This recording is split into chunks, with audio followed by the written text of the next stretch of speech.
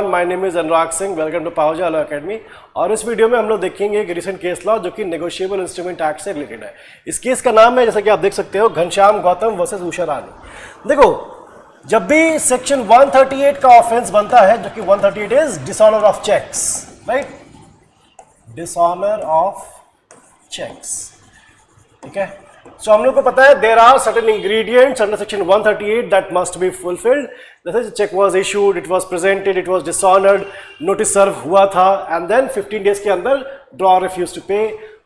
जो check issue होना चाहिए था that must be for the discharge of a debt और लायबिलिटी। ये सारे इंग्रेडिएंट्स हैं, just to summarize it in quick way. But एक बात याद रखना, सेक्शन 138 का जो डिसऑनर ऑफ चेक्स है, this is deemed as an offence, ठीक है। ऑफेंस याद रखना, offence has not been defined under the NI Act. It has been defined in the IPC and the CRPC or the new one BNS or the BNSS, but section 138 define नहीं करता।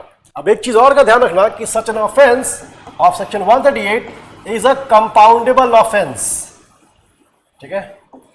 section 147 of the NI Act says that the offense of dishonor of checks is a compoundable offense. Now what does this mean, compoundable offense? That means it can be settled between the parties, settled between the parties, ठीक है।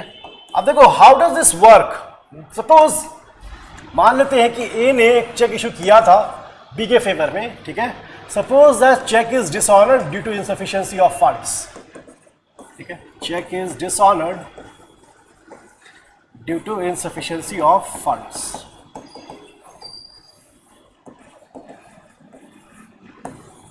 right? Now याद रखना कि now B he can file a complaint to the judicial magistrate or the metropolitan magistrate, जो भी हो वहां पर उसके अगेंस्ट कंप्लेंट फाइल कर सकता है। और वो कंप्लेंट जो होगी it will be cognizable by the judicial magistrate और द मेट्रोपॉलिटन मैजिस्ट्रेट। जब वो ट्रायल स्टार्ट हो जाए तो याद रखना कि 138 में जो ऑफेंस है उसकी पनिशमेंट भी दी हुई है, which is up to 2 years और twice the amount of cheque. वो फाइन भी वहां पर दे सकते हैं।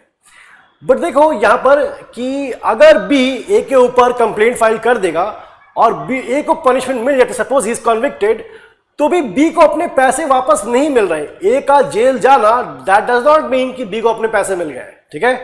सो इसीलिए इस ऑफेंस को हम लोगों ने क्या बनाया है, this offence is deemed as a compoundable offence.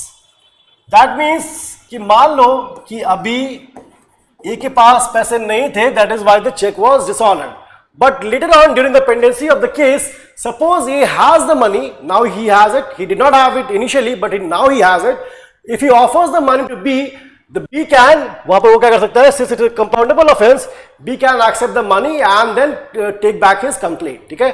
that is called as a compoundable offense। now अब इसको देखो, ध्यान रखना है हम लोगों को कि where does the case law come in। ये तो हम लोगों ने कॉन्सेप्ट समझा है।